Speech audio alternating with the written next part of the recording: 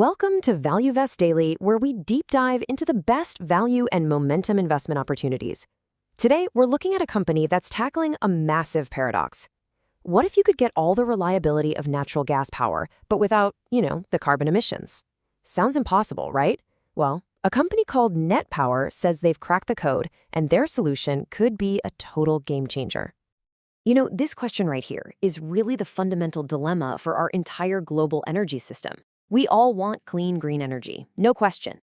But we also expect the lights to turn on every single time we flip the switch, 24/7. That's what we call baseload power. And for a long, long time, it's felt like we have to make a painful choice between two less than perfect options. And this slide lays out that trade-off perfectly. On one side, you've got your traditional natural gas plants. These are the absolute workhorses of the grid, super reliable, always there when you need them. The big catch? That significant CO2 footprint. Then on the other side, you've got renewables like solar and wind, and they're fantastic, zero emissions, which we love, but they're intermittent. The sun sets, the wind dies down, and that creates this huge gap in the market for something that's both clean and always on. Okay, so this is where Net Power walks onto the stage. They are convinced they have the answer to bridge that gap. And it's not just a small tweak on an old idea, it's a completely new technology called the alum cycle. We're talking about a whole new way of thinking about how to generate power. So, how does this magic trick work? Instead of burning natural gas with regular air, which remember is mostly nitrogen, the alum cycle uses pure oxygen. Now, this is a critical difference. It means you don't create nasty pollutants like nitrogen oxides. But here's the really mind-blowing part. They use the CO2 that's created in the process as the very thing that spins the turbine. It's just brilliant. Let's break that down real simple. Step 1, you burn the fuel with pure oxygen. Step 2, the hot, high-pressure stream of pure CO2 that results from that combustion spins a specially designed turbine. That's what makes the electricity. Step 3, because this whole thing is a closed loop, all of that CO2 is just captured. There's literally no smokestack pumping it out into the air. And step 4, you end up with two awesome products: clean electricity for the grid and pipeline-ready CO2 that can be buried or sold for other uses. And this, right here, this is the headline number. This is the whole shebang. We're not talking about capturing 80% or even 90% of the carbon. We are talking about over 99%. It's not a feature they bolted on. The entire system is built from the ground up to do exactly this. This chart just puts it in stunning perspective. A standard gas plant spits out around 400 kilograms of CO2 for every megawatt hour of juice it produces. A Net Power plant? Less than 1. It's a staggering difference. This completely rewrites the rules for fossil fuel power generation. So you're probably asking, how do they protect this breakthrough technology? Well, they've basically built what you could call an intellectual property fortress.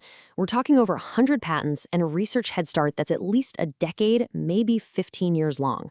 That creates a massive moat that competitors are going to have a really hard time crossing. All right, having a revolutionary idea is amazing, but actually building it at scale, that's a whole other ballgame. So let's pivot and look at the financials. This is the reality check for a company that's still in the pre-commercial phase. And spoiler alert, building the future is expensive. Now, a number like this, a negative EPS, might make you flinch at first glance, but you gotta see it for what it is. This isn't a story of failure, it's the cost of innovation. It reflects all the heavy spending on R&D and getting ready to scale up before a single dollar of revenue has come in the door. And this is the other side of that story. To pay for all that innovation, you need a war chest, and Net Power has one, over $500 million in cash. You can think of this as the fuel in the tank. It gives them a long enough runway to get their first plant built and running, which is projected for 2027. Taking a quick look at the broader numbers, you see exactly what you'd expect for a company in this stage. A current market cap around $220 million, negative return on equity, negative free cash flow. But hey, look at that debt-to-equity ratio. It's almost 0. This is a huge green flag. It tells us they're funding all this growth without loading up on dangerous debt. And who's betting on them? Well, this chart is pretty telling. Over 80% is owned by big institutional investors. We're talking the BlackRocks and Vanguards of the world. When you see that much smart money piling in, it shows a really strong level of conviction in the long-term story here. So we get the tech, we understand the financials. Now let's look down the road. What does the journey from all this potential today to actual real-world profits look like? The next couple of years are, and I mean this, absolutely critical. The first giant milestone is that final investment decision for their first commercial plant in Texas. If that gets the green light, the plant could be online later in 2026. And get this, they could be turning a profit on an EPS basis just 1 year after that as things ramp up. It's an aggressive but exciting timeline. And there are some serious tailwinds that could push this forward even faster. They recently pivoted to a licensing model, which could bring in cash way sooner. They've got partnerships with giants like Occidental. Then there's the absolutely explosive demand for power from AI and data centers. They need clean, reliable power, and that's Net Power's exact value proposition. Throw in a proven leadership team and helpful government tax credits, and you have a lot of things going right. But of course, it's not all smooth sailing. Let's be real about the risks. The biggest one is just execution. Building a first-of-its-kind plant is incredibly hard, and delays are a real possibility. They're also burning through cash pretty fast, so they need to be careful. And while they have a head start, you can never count out the big energy players who might try to catch up eventually. But, and this is a big but, if they can navigate those risks, the payoff could be enormous. Right now, the company is valued at just over $200 million. Some analysts believe that by 2030, it could be worth between $2 and $5 billion. That's a potential 9x to 23x return from here. It just shows you how transformative this tech could be if they pull it off. And that really brings us to the final question. Net Power has a design that is, without a doubt, revolutionary.